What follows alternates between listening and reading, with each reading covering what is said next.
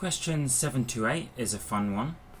So we have Ryunosuke Akutagawa, I probably pronounced that horribly. His knowledge of the literatures of Europe, China and that of Japan were instrumental in his development as a writer, informing his literary style as much as ... So we tried to spot the difference between that, which is option A, same as the original text, and B, C and D. So we notice with A, the original, we have a list of three.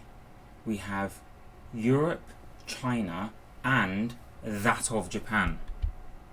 Now in lists you always want to keep things parallel with the GMAT. So you don't want Europe, China and that of Japan. You want Europe, China and Japan.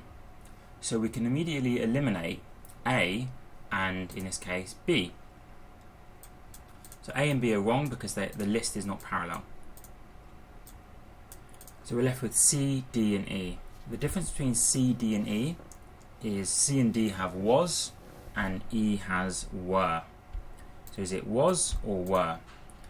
We ask ourselves, what is the subject? What was instrumental in his development? Well, his knowledge was instrumental. Knowledge is singular, so we want was rather than were. So always just ask yourself, who or what is doing the verb? Who or what is instrumental?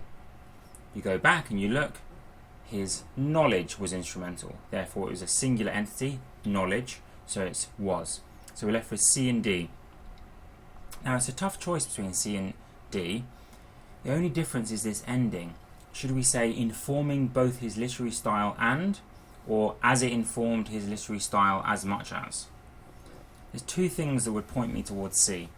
First of all, it's fewer words. It's only 5 or 6 words compared to, I think, 7 or more actually.